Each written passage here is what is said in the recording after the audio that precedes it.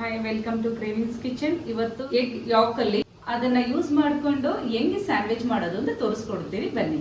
ನೋಡಿ, ಎಗ್ ಯಾಕ್ and tomato ಹಾಕಿದ್ದೀನಿ, ಒಂದು ಕಟ್ ಮಾಡಿದ್ದೀನಿ. ಅದರ ಜೊತೆಲಿ ಆನಿಯನ್ ಮಿಕ್ಸ್ ಮಾಡ್ತಾ ಇದ್ದೀನಿ. ಕಟ್ ಮಾಡಿ ಇಟ್ಟಿದ್ದೀನಿ ಆಲ್ರೆಡಿ. ಒಂದು onion, pepper powder and salt. ಇದು ಚೆನ್ನಾಗಿ ಮಿಕ್ಸ್ ಮಾಡ್ಕೊಬಿಟ್ಟು ತೋರಿಸ್ತೀನಿ. ನೋಡಿ, ಚೆನ್ನಾಗಿ ಮಿಕ್ಸ್ ಮಾಡಿ ಇಟ್ಕೊಂಡಿದ್ದೀನಿ.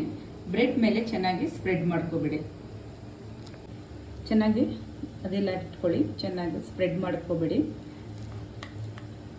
ಟೋಸ್ಟರ್ ಇದ್ರೆ ಟೋಸ್ಟರಲ್ಲಿ ಇಟ್ಟು ಚೆನ್ನಾಗಿ ಟೋಸ್ಟ್ ಮಾಡ್ಕೊಳ್ಳಿ, ಇಲ್ಲ ಅಂದರೆ ಪ್ಯಾನಲ್ಲಿ ಇಟ್ಟು ಟೋಸ್ಟ್ ಮಾಡ್ಕೋಬೋದು.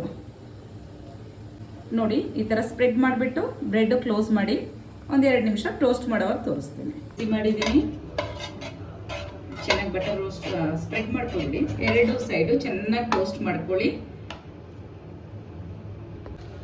ನೋಡಿ, ಟೋಸ್ಟ್ ಆಗಿದೆ. ಒಂದು ಸೈಡ್ ಇನ್ನೂ ಸ್ವಲ್ಪ ಬ್ರೌನ್ ಮಾಡ್ಕೋಬೇಕು. ನೋಡಿ, ಸ್ಯಾಂಡ್ವಿಚ್ ರೆಡಿ. ಎಗ್ ಯಾಕಲ್ಲಿ ಮಾಡಿರೋದು ಸ್ಯಾಂಡ್ವಿಚ್. ಟ್ರೈ ಮಾಡಿ, ಲೈಕ್ ಮಾಡಿ, ಸಬ್ಸ್ಕ್ರೈಬ್ ಮಾಡಿ.